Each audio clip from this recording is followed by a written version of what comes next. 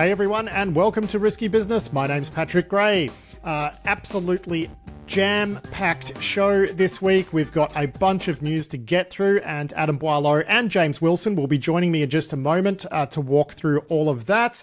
And then we'll be hearing from this week's sponsor. And this week's show is brought to you by Nebuloc, which is a startup that does AI-based threat hunting. And in this week's sponsor interview, Nebuloc's head of threat hunting, Sydney Moroney, is joining us to talk about a agentic threat hunting guide that she has written. And that interview is coming up after this week's news, which starts now. And Adam, of course, the big news this week is the war against Iran. It's kicked off by none other than the FIFA Peace Prize laureate, Donald Trump, the president of peace.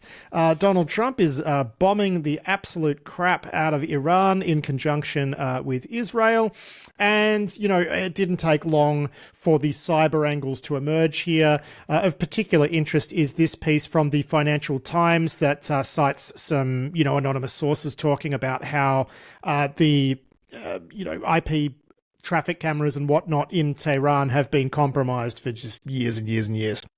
Yeah, I mean, it's one of the things we've seen in a number of conflicts around the world is the importance of internet-connected cameras for, reconnaissance, for battle damage assessment, for all kind of like on-the-ground situational awareness remotely, like the sort of things that previously you would have relied on, human sources for, or surveillance, overflying, that kind of thing. Like actually being able to see on the ground what something looks like really does, it appear, make a pretty big difference. And in this case, Israel's access to the camera systems there seem to have been pretty important at tracking movements in and out of the compound where Ali Khamenei was eventually killed, understanding the pattern of life around that. I mean, that's, you can certainly see how those dots will be joined together. And of course, Israel, has been up in Iran's business so much over the years, with the big gas pumps and camera systems and, all sorts of things like that. There were also reports that they were,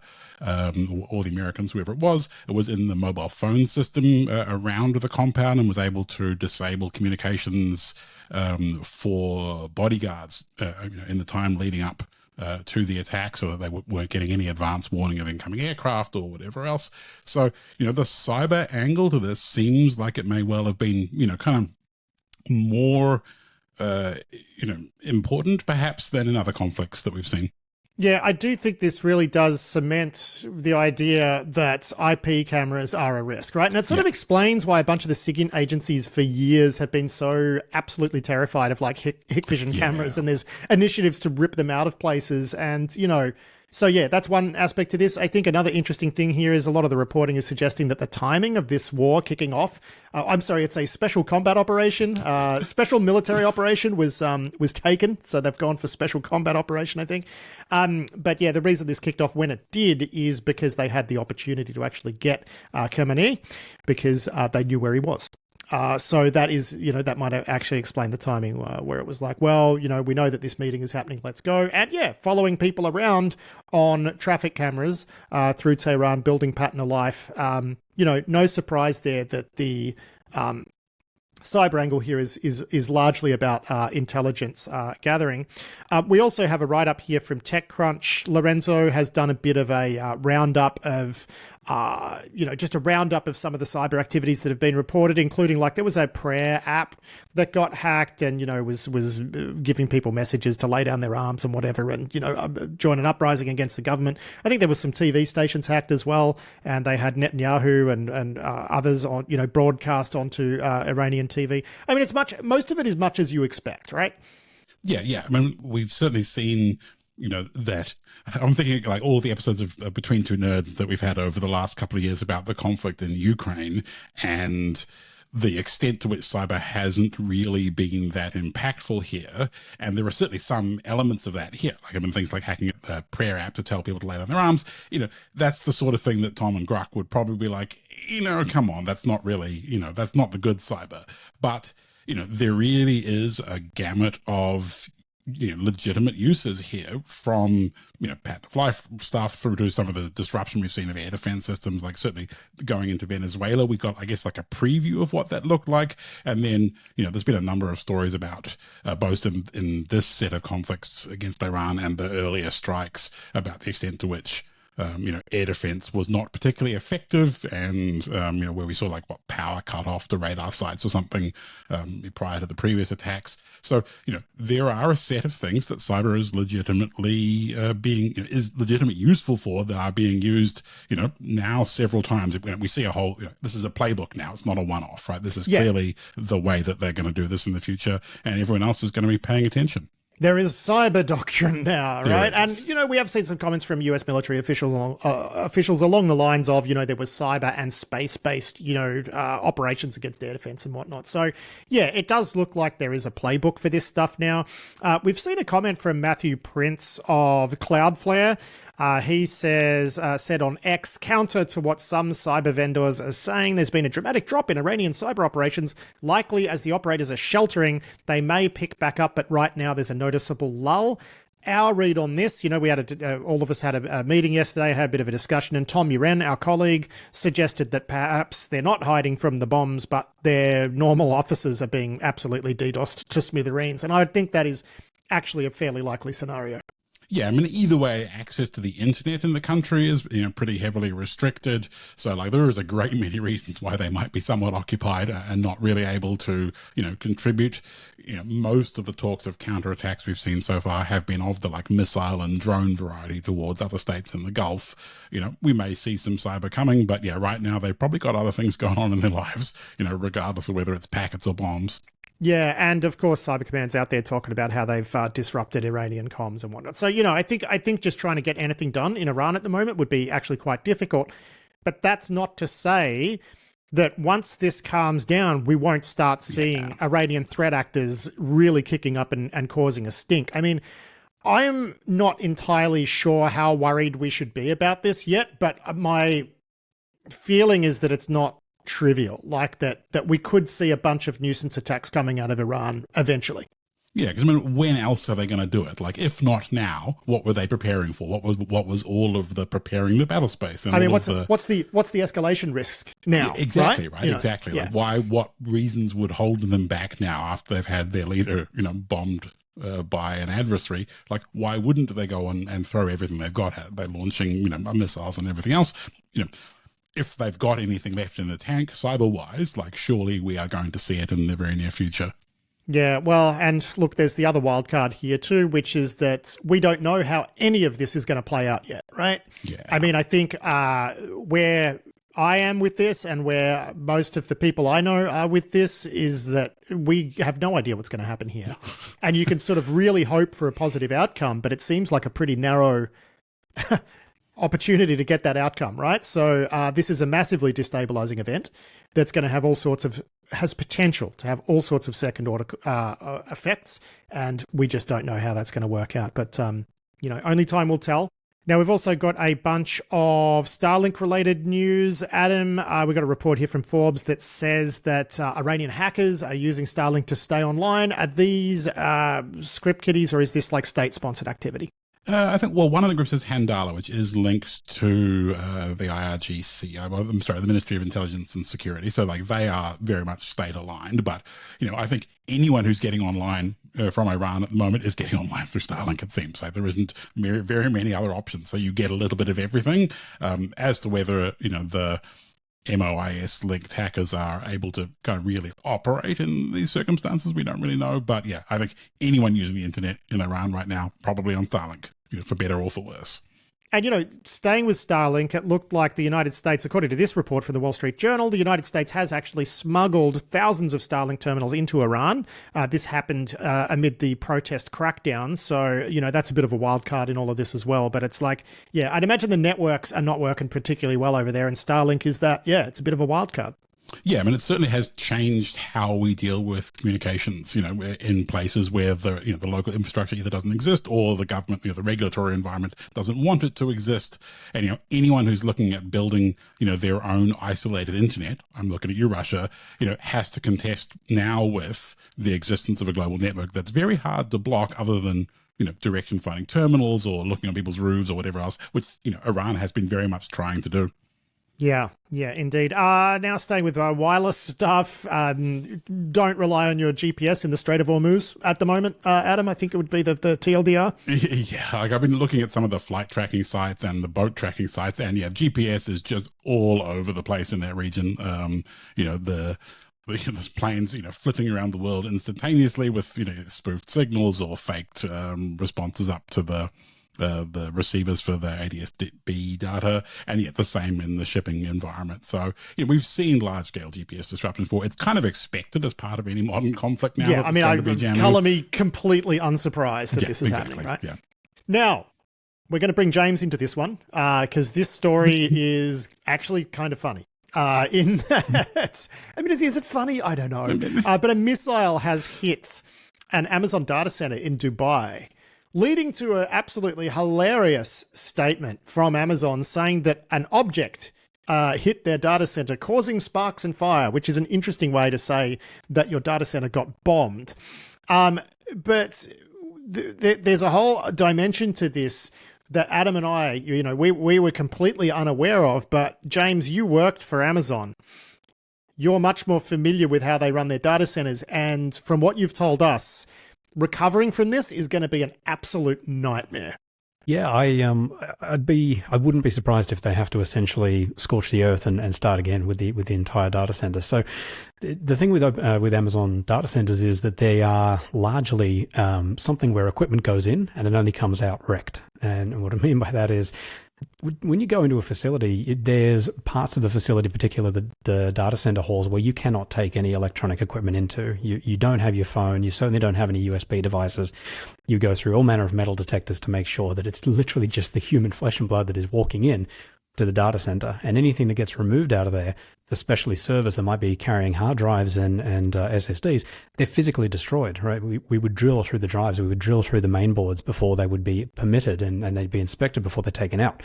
So when you've got a situation where an object has broken the physical perimeter of a data center, it raises the question of, well, how can they reestablish that lineage of trust of any of the hardware in there? What's to say someone didn't sneak in there while there's a big hole in the wall and implant a bunch of things with a USB drive? You just don't know. And because you don't know, I kind of imagine you got to start again from scratch. So the recovery from this, I think, will be quite lengthy. Yeah, I mean, you just sort of wonder if, given the scale of this as a problem, that maybe an exception is made or a secondary process is worked out. Like, I don't know, maybe there's someone at Amazon who worked on a procedure for this and it's in a binder somewhere. I mean, is that possible?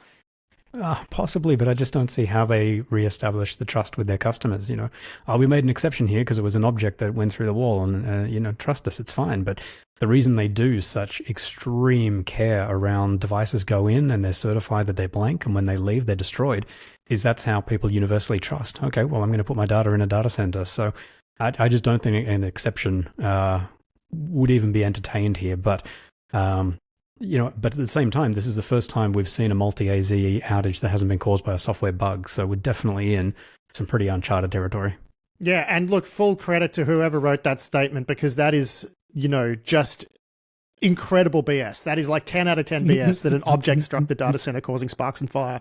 And of course, you made the point to us earlier that it's not just about, a hole going into the wall, but presumably there were some firefighters and whatnot on the scene and, people who are not Amazon staff who had not been, they brought in their hose. That's not just a fleshy meat sack going into the old data center there. So, yeah. Probably someone at Amazon's having a hard day is the TLDR there on that one. Now, we're going to move on to this story by Andy Greenberg that implies a bunch of stuff. And I'm gonna throw some weight behind what Andy Greenberg is implying in this story. I'm going to be pretty light on details about how I came to form a series of opinions that I'm going to share with the listeners right now. Now, the headline is a possible US government iPhone hacking toolkit is now in the hands of foreign spies and criminals. And the story, basically, it's along the lines that the exploits that were a part of the Triangulation campaign that targeted, I think it was over 1,000 devices in Russia, that exploit chain is now being used by criminals to steal cryptocurrency. Now, this story also sort of implies that this exploit chain may have been the one that was stolen by Peter Williams, who was a manager at L3 Trenchant, and sold to a Russian exploit broker. It has been my opinion, and Adam, I'm sure you'll back me up on this, that I'm not making it up now.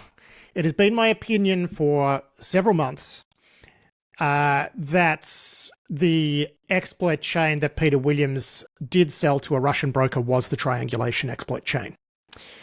It has been my opinion for several months that the reason the Russians discovered the Triangulation campaign is because Peter Williams sold those exploits to a Russian exploit broker, and somehow they wound up in the hands of the Russian government.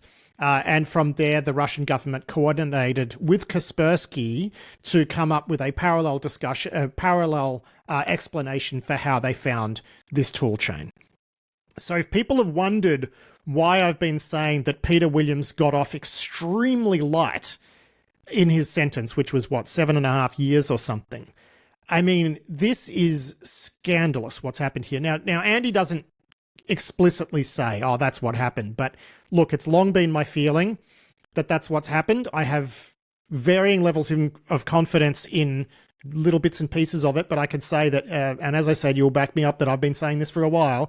It is my opinion, and I haven't wanted to say it publicly, but it is my opinion that what Peter Williams walked out of L3 Trenchant was the Triangulation kit, and it caused a massive harm to the security interests of the United States and its allies, and Ukraine in particular. Adam, I mean, what do you even say here, right? The story around Triangulation and Kaspersky's discovery, it always, it always felt like there was more to say there. And we very rarely see so much of these stories, I guess, now coming out into the public eye. And seeing what that full chain looks like, seeing some of the details of that. Google published the write-up. We've got a bunch of indicators of compromise from, I think, iVerify have also been, they got a hold of a copy of it from a Chinese, cryptocurrency, criminals that were using it, managed to exfil it out. They apparently got a debug build of it out of that process, I think they said, and they found a bunch of internal details and naming, or maybe it was Google that got the debug. But anyway, someone managed to get a debug build of it that had a bunch of these internal names. And, the story is just, we don't normally see the inside of this unless you are in that, kind of quite rarefied world. So it's interesting to see the details. It's interesting to tie it back, to that campaign triangulation, and just kind of see what the what the big end of the market looks like, what the the expensive stuff looks like, and it looks pretty good. Yeah, I mean, at the time that Triangulation was quote unquote discovered, we said, well, they were operating a pretty massive scale, so it was kind of inevitable that they would have got caught. But you have to wonder, how much longer could that campaign have operated for if one of the insiders wasn't flogging off the exploits for chicken feed? Like, this guy deserves way more time in prison. Like, this is serious stuff. This is serious stuff when this is presumably an NSA operation targeting 1,000 devices in Russia in a time of when one of its allies is at war with Russia.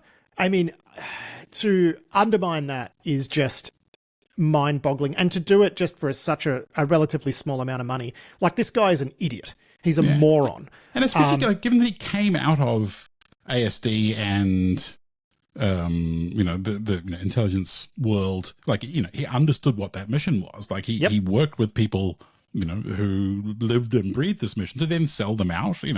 I've been to a bar with some people that worked at, L3 Harris Trenchant, and they've all got a lot of feelings about this, as do Spooks and, some of the other people. So, and, to sell it out for so little does just seem a little bonkers, Yeah, no, it's unbelievable. And yeah, the feelings are strong from people on those, I too know some of those people. And I think if you put this guy in a room alone with some of his former colleagues, he would not be emerging unscathed. Let's put it that way. So yeah, look, that's, I'm going to go ahead and just say Andy Greenberg's reporting there is bang on. And what a scandal. Just what a scandal. What an idiot. Absolute moron. Yeah, really.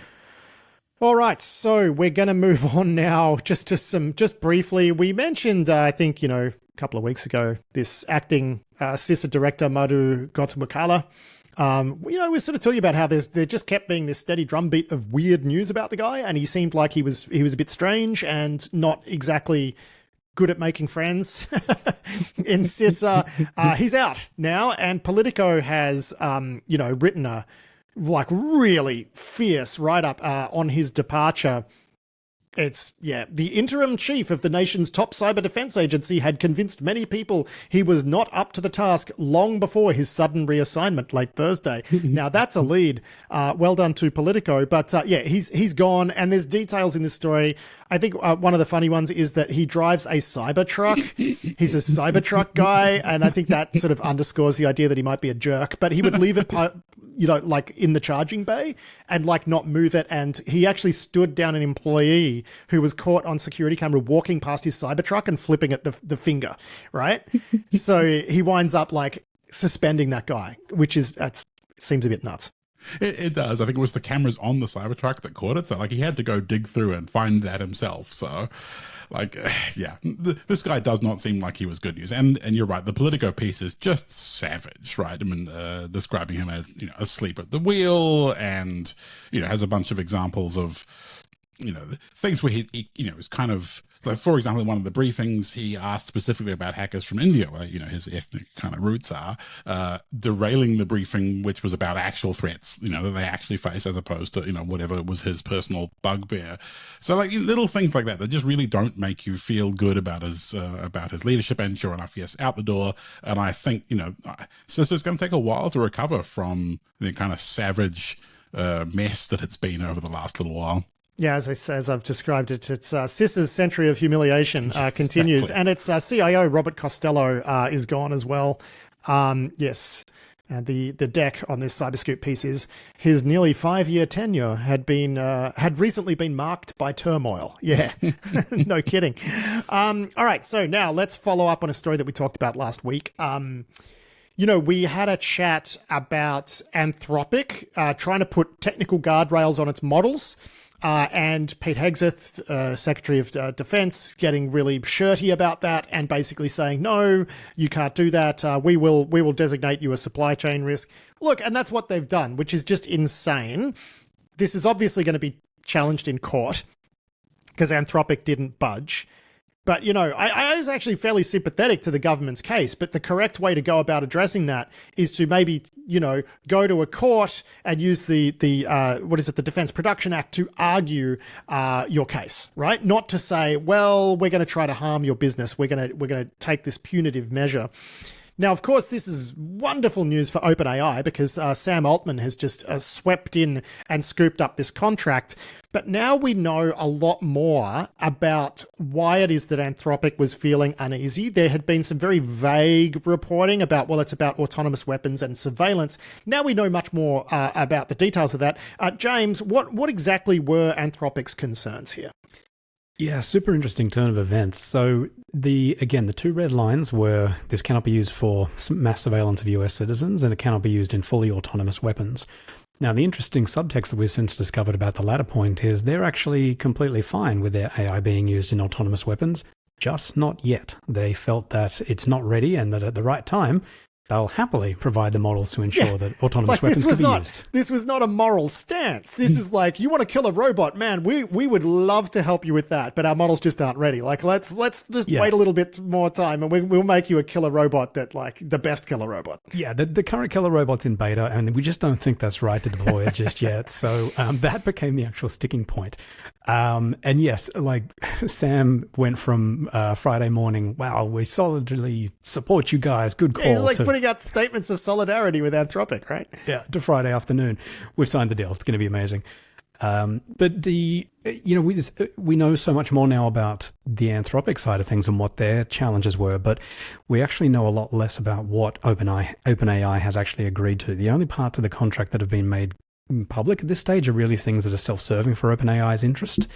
But if you read between the lines of some of the things that Anthropic was rejecting, it's that the government would sort of acquiesce and say, yeah, okay, we won't use your model for autonomous weapons, and then they'd throw in an M dash, ironically, and say, unless appropriate.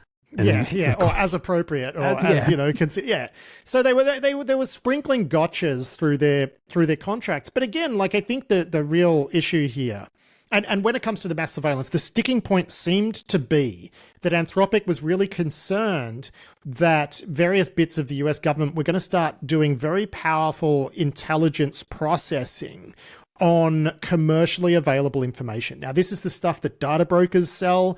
There are loopholes galore when it comes to the Fourth Amendment in the United States, where, government agencies can just buy this stuff that it would be illegal for them to collect themselves, and then just apply a bunch of processing to it. And Anthropic's like, well, no, we don't think this is appropriate. However, the strange thing is, none of these contracts touch NSA, for example. So are they concerned that the Pentagon is going to be doing mass surveillance of US citizens? To what end? Like, I still don't quite understand the concerns here. And I think if you're concerned about commercially available information and privacy and the Fourth Amendment and these sorts of things in the United States, the correct group to remedy this is Congress, not the chief executive of an AI company, and certainly not the Secretary of Defense, right? So like, I think what everybody has landed on here is that this is Congress's job and they're missing in action, basically.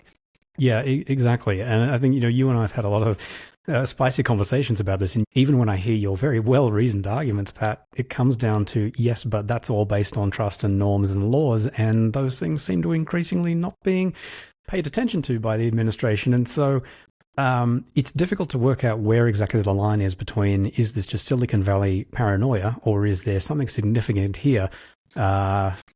I don't know, but it's so weird to see this playing out so openly. And like, as you say, the people that should be the adults in the room making this decision are absolutely absent. Adam, what's your read on this? Like, I don't quite understand the people I'm concerned about using commercially available information. If I were American, it would be the local police and it would be the FBI, because they're the ones who are going to actually arrest me. I would be less concerned about the Pentagon doing it, because what are they going to do? Like, airstrike my house? Like, it's just not what the Pentagon is for. But like, where did you land on all of this, right? Because it is a complicated issue.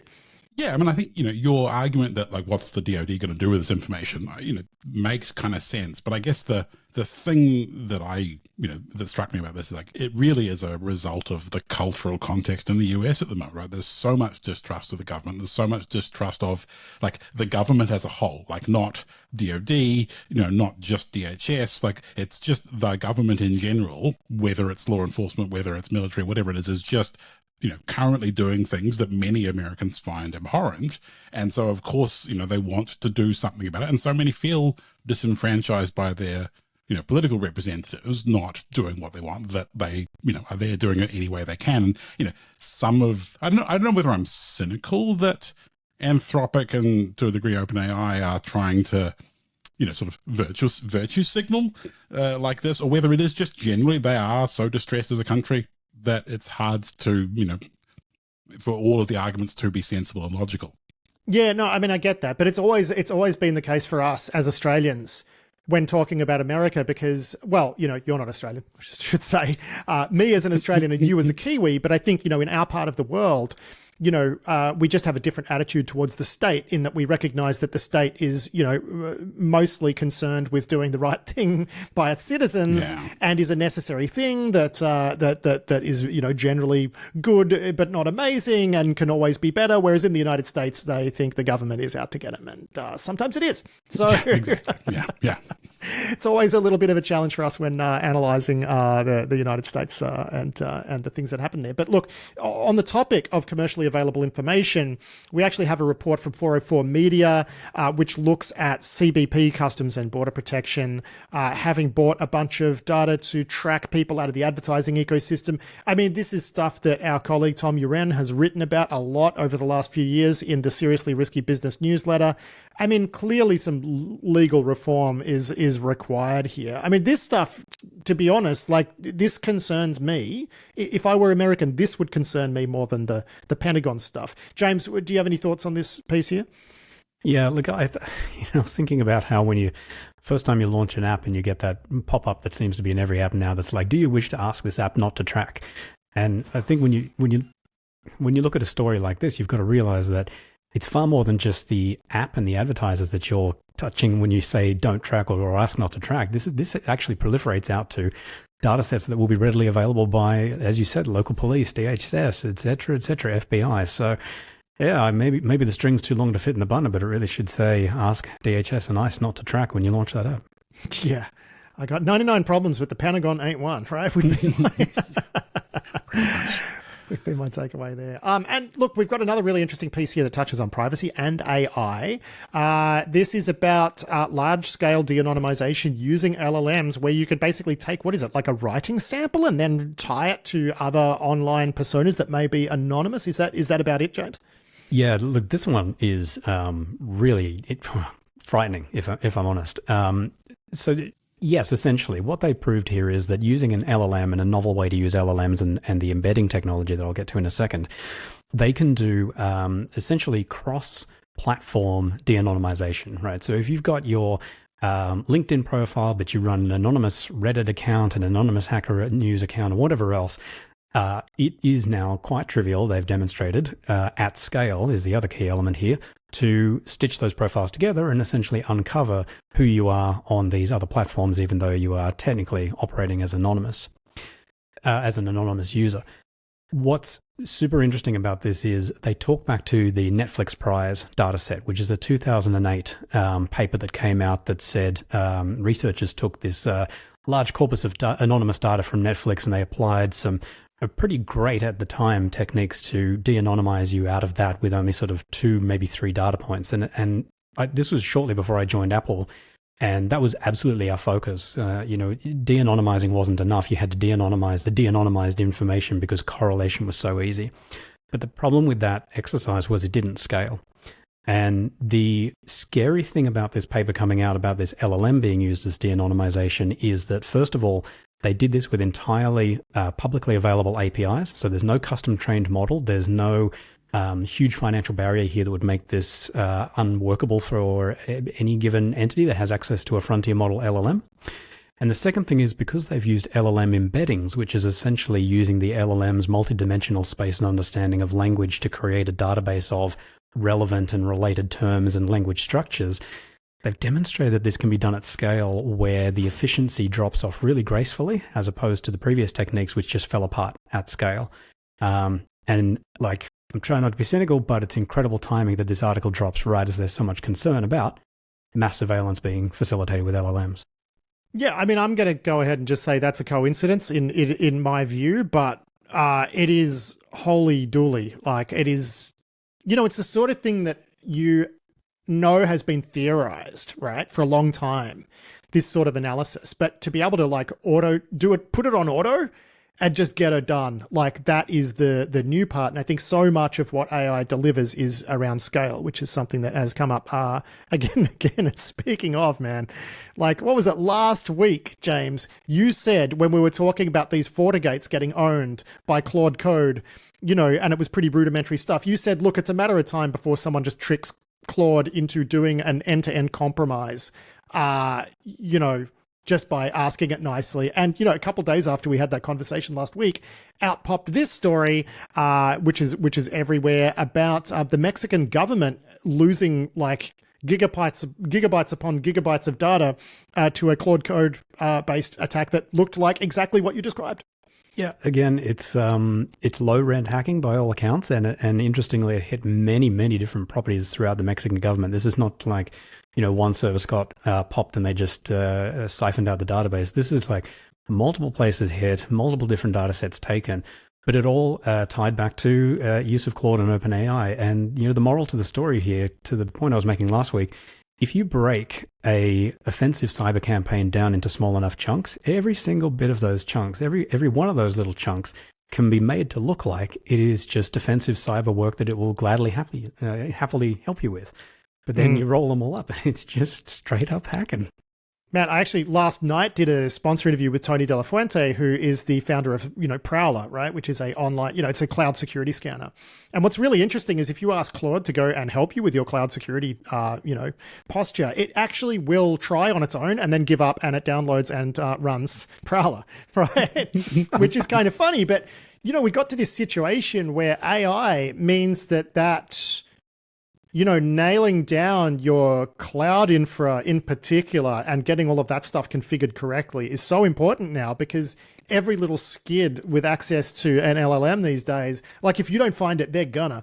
I mean, Adam, do you agree with that sort of view on this, which is that like you got to get your ducks in a row these days, because the Script Kiddie Mark IIs, they're coming and they're using LLMs. Yeah, I mean, in the end, the important thing now is that someone wants to hack you, not that they can hack you, right? If they show up and just say, hey, I would like this organization to be compromised, they give that to Claude or whatever to go get done. Like, that's what you're defending against, like a kid with intent, but all of the means is now automated by machines, which, it's a hell of a wild time. And you just got to get everything right all the time. There's no longer, we've always said like security through obscurity doesn't really work. But now you have to get everything right all the time for real now, not for pretend like it's been for the last, 25, 30 years. Yeah, I mean, it's a bit satisfying, I guess, being able to say no for real. Like this isn't theoretical anymore, but, yeah, anyway, wild times. Now, we've got a write-up here from Dan Gooden on this thing that they're calling Airsnitch. Now, the premise here, I've seen this doing the rounds big time, but you're like very lukewarm on this, Adam. I think it's really cool. So the idea is there's a bunch of like old school techniques you can use to bypass the isolation between a guest network and the primary network on a wireless access point. I mean, I think that's going to be actually quite useful to a bunch of attackers in a bunch of different contexts. But you were like, this is all just Ethernet tricks. Ethernet wasn't designed to separate like this. Not really surprising. So you bar humbug this when I was like all excited.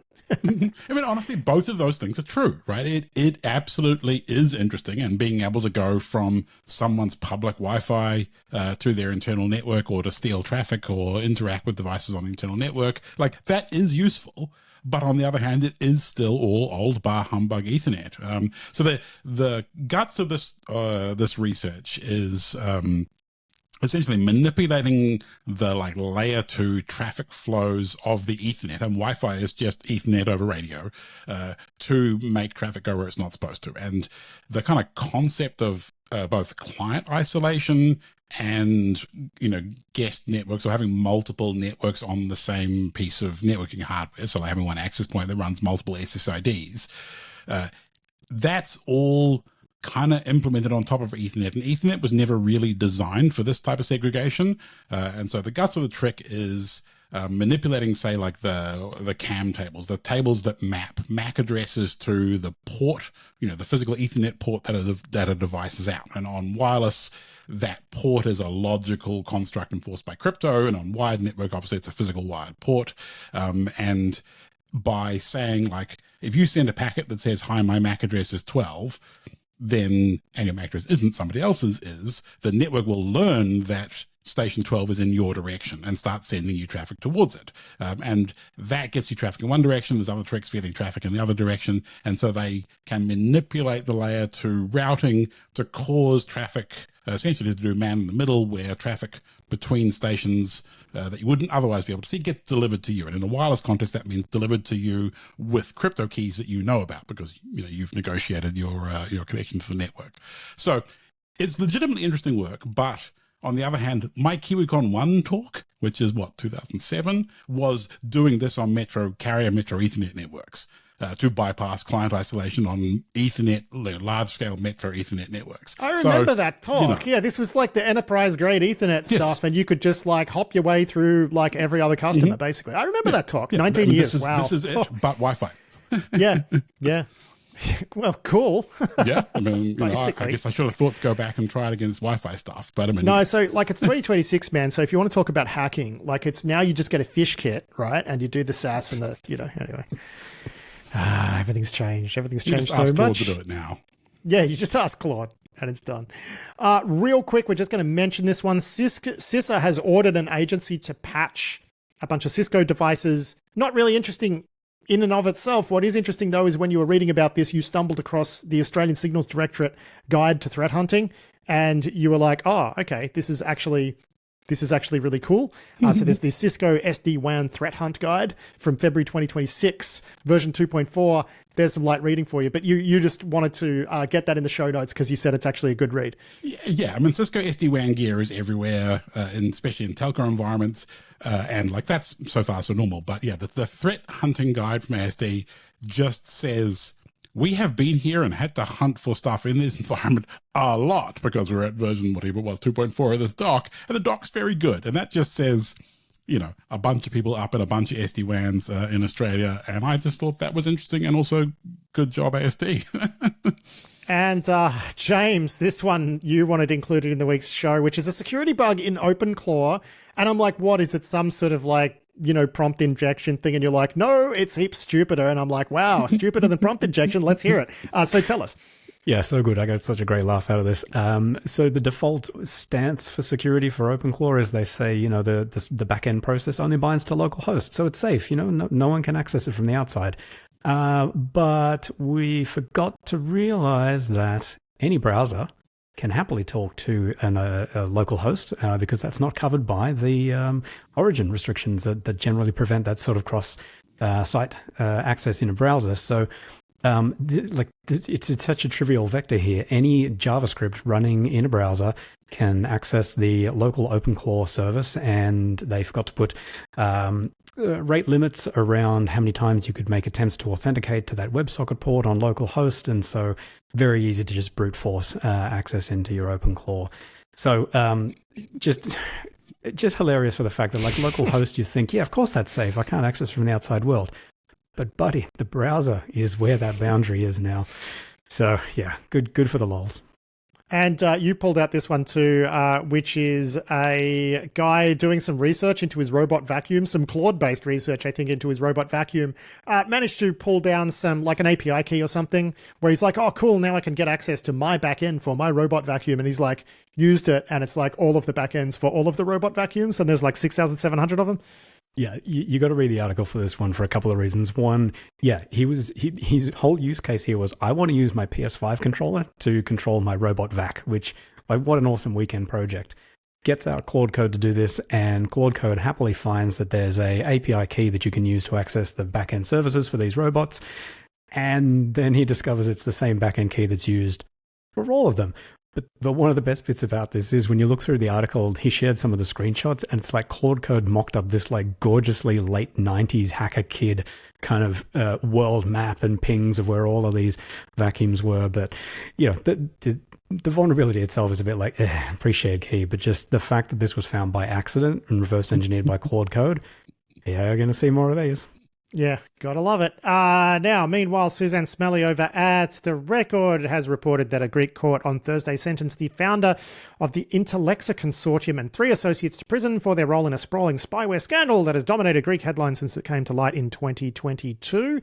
I think this is good. I mean, we're not used to seeing these people sent actually to prison, Adam. I mean, do you think this sends a message to to other people who might be thinking about cutting some corners when selling these tools and when knowing what they're being used for, when what they're being used for is not good? I mean, do you think this sends a message there?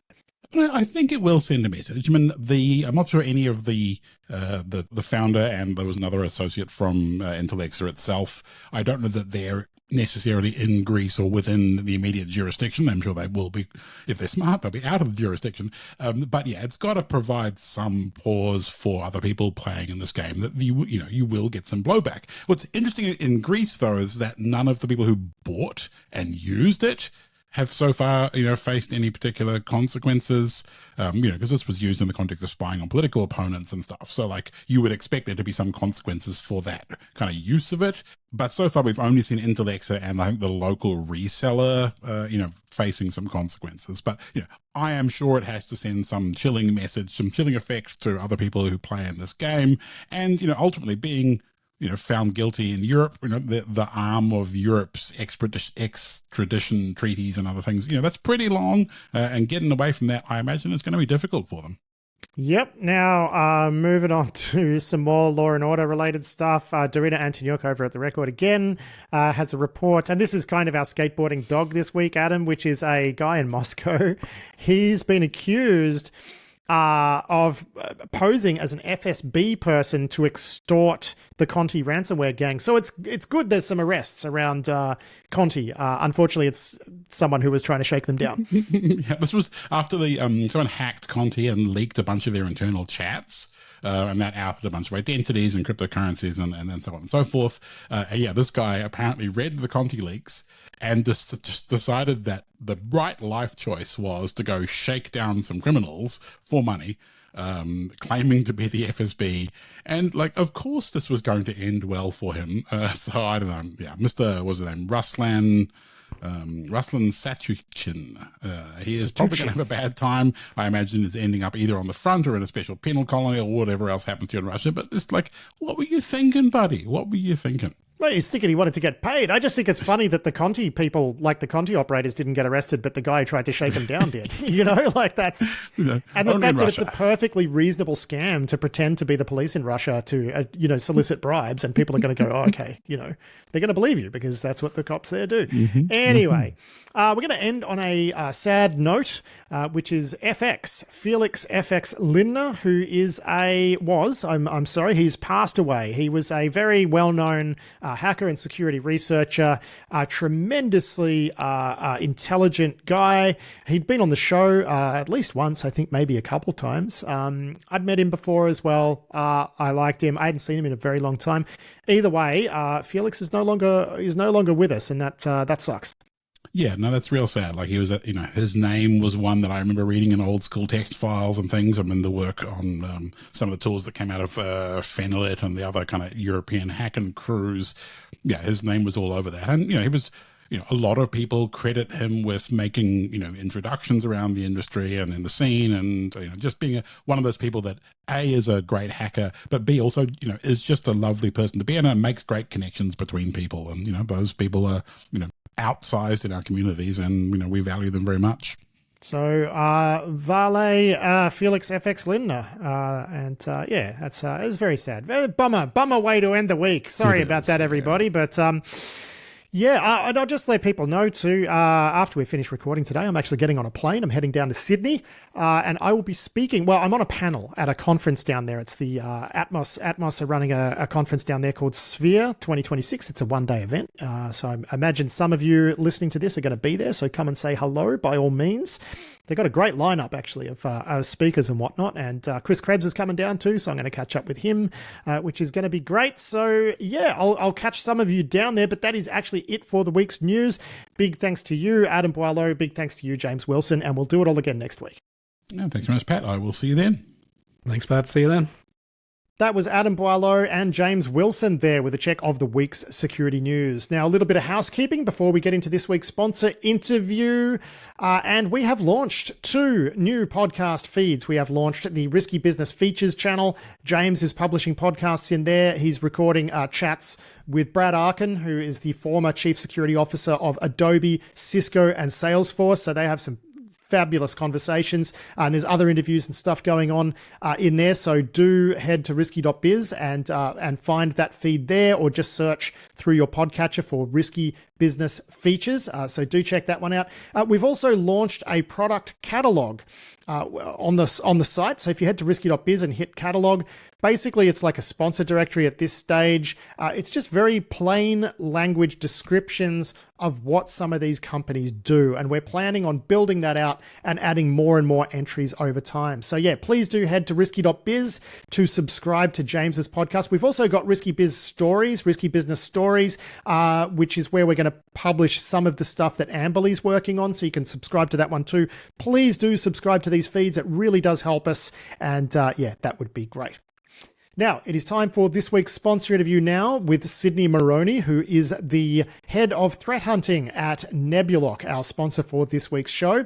Nebuloc does AI-based threat hunting, so you can do vibe hunting, which is a lot of fun. And Sydney Moroney actually wrote the guide on agentic threat hunting. I've linked through to the GitHub page for that guide in this week's show notes, but she decided to come along onto the show to talk about that guide a little bit and agentic threat hunting in general, and here's what she had to say. This is just an easy way for people to apply it to their threat hunting and also give their threat hunting memory and context, which I think are huge. So right now, if you run a threat hunt, you might not know what you ran a year ago, so you start from scratch every time. And with a framework like I've created, you don't start from scratch. You have some sort of memory to go from. I mean, it really does feel like people are just now realizing that these things don't have a memory. You know, these LLMs, Correct. They don't remember anything, so you've got to sort of prime it with the correct context every time you run a query. And that ain't, then you're back to having the sorts of plumbing that you need in a typical, enterprise solution in the first place. There's going to be a database. There's going to be some structured data. There's going to be some sort of query language, that the agent has to know instead of a human operator. And this is where we are. Exactly. And that's part of the framework.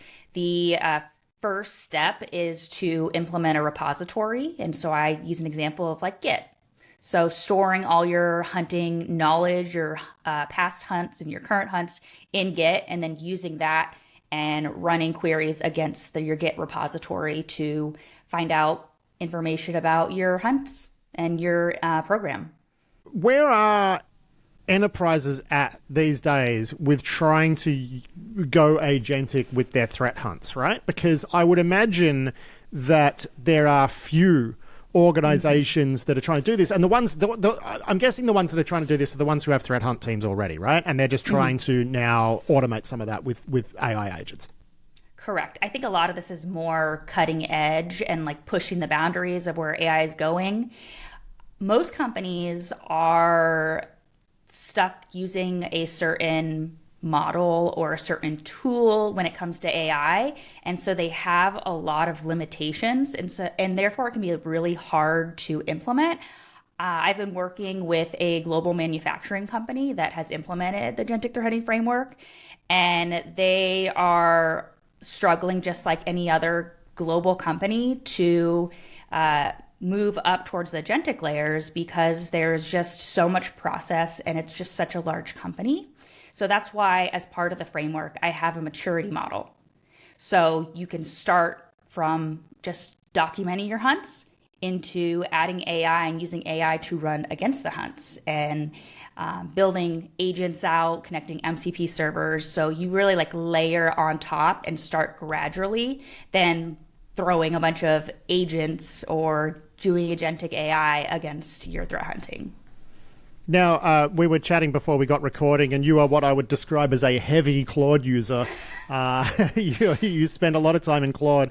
I guess one thing that I find interesting about this whole, Claude code in the enterprise, SaaS valuations tanking and whatever, and the idea that, coding is essentially free for some stuff these days is, just going back to what I was saying earlier about how you need to provide these models with context and everything, and you need to actually build stuff. You need to build an architecture that these models can then use to be more useful in threat hunting. I mean, is that easy now with some of these AI building tools, or is it still...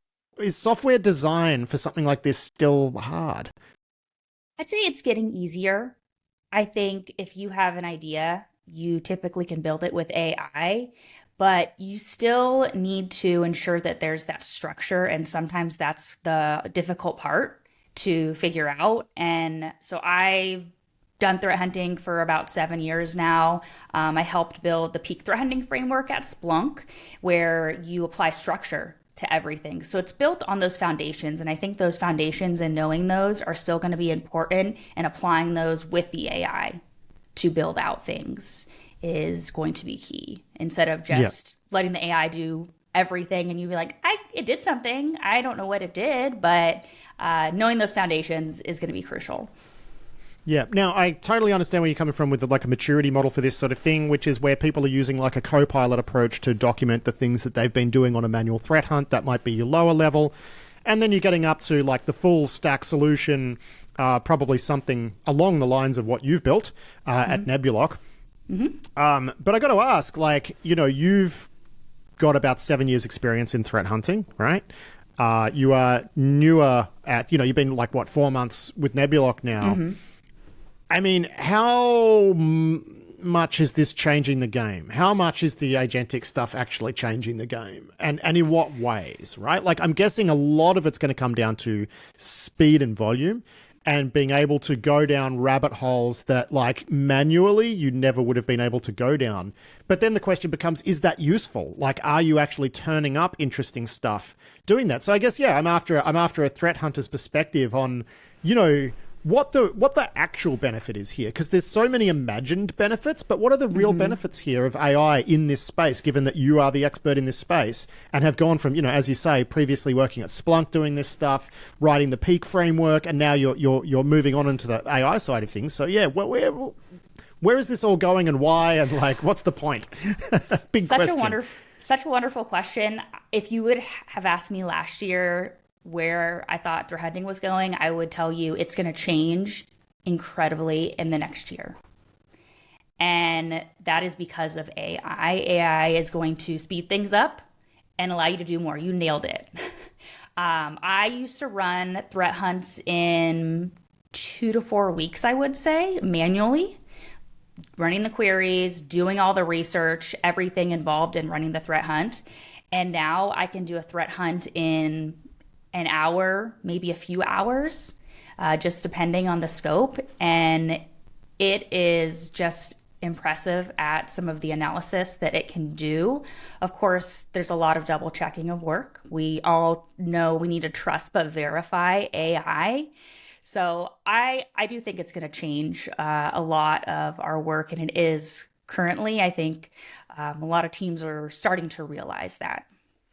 Yeah, so, I mean, is it the case, though, that you can, you know, that the agents, because they can operate at speed and scale, will run down, you know, lines of inquiry that you wouldn't bother with manually and then actually find something interesting? Or is it more the case that they wind up going down dead-end rabbit holes, right? Because I imagine maybe a bit of both, right? Agreed. It's a little bit of both. And I think that's where something like memory can be really helpful. With the agentic threat hunting framework, I've started building memory pieces in the, I've named it sessions, in that it records some of your queries and the results you get and how you determine something and why you determine something good or bad. Yeah, the result of when it came back to the human operator, it's like, yeah, you've done this 10 times and every time it turned out to be nothing. Exactly. Please stop. Yes. Because that's something that we tend to forget. And like, I don't remember what I hunted a year ago, let alone what my colleague hunted 3 months ago. So that's where the framework comes into play and helps with the memory. And then those sessions can really help with remembering what decisions you make and helping you make better decisions in the future. Like, that's the idea behind it. Now, correct me if I'm wrong, because I'm not an AI expert, I am a podcaster, but when we look at these agents and trying to prime them with context every time we want to run a query, is there sort of like an upper bound limit to how much context we can give them before they start getting confused? Because that's sort of my basic understanding of these things, is you can only really give them so much context before they start getting a bit overloaded and their little digital brains just start freaking out. The hallucinations. Yes. It's going to depend on your scope. It's like when you use any chat GPT or any Claude, any tool, if you give it some enormous scope, it's going to get confused. If you scope it down properly, which I try to do with threat hunting, or if I'm using Claude Code or whatever tool, then it does better at the context and not getting confused. But it's always a problem. And I think that's something that is the consumer right now is trying to figure out, and all the companies, the models, they're trying to figure out how to resolve this. So I think we're all in it together, really. Yeah, I mean, as I said earlier, I can't remember if this was before or after I hit record, but, you know, I just think of like these agents as self-sourcing bash scripts instead of like, you know, incredible, super intelligent e-beings. And I find that's a useful way to think about it. It is, a lot of it's just scripting. I mean, if you think of something like OpenClaw, it's just running a bunch of cron jobs and running reminders for you. It has a little bit of knowledge and memory, but still it's just code on the back end. So look, you know, you've come here to talk about your agentic threat hunting framework, and we've barely talked about anything. You know, we've talked about the need for context and the you know, different maturity levels and stuff. What are the other big things that you've squeezed into this thing that you think people should know about before they go and, you know, check it out? So one of the features of the framework is something called the lock pattern. And this is just a pattern that a human and an AI tool can follow to do threat hunting. So right now, there's not a lot out there on documentation as far as when we are threat hunting. And I know documentation isn't exciting, but everyone in security knows that this is incredibly important. So it gives the path to document that both a human and AI can understand. So when you get to that point where you're using AI and maturing, you can feed it in and you can let your tool use it just as you would, and probably understand it even more and do better analysis. And be a little bit more consistent as well. Mm-hmm, exactly. All right. Now, where can people find this framework? You can find the framework on GitHub, or just check out agenticthreathuntingframework.com, and it'll point you to a blog post that will then lead to our GitHub repo that has everything. Again, it's open source and vendor agnostic, so it's just a methodology, so go check it out. Awesome. I will drop a link to the GitHub in this week's show notes. Sydney Moroney, thank you so much for joining me to talk about, AI in threat hunting. Very interesting stuff. All right. Thank you.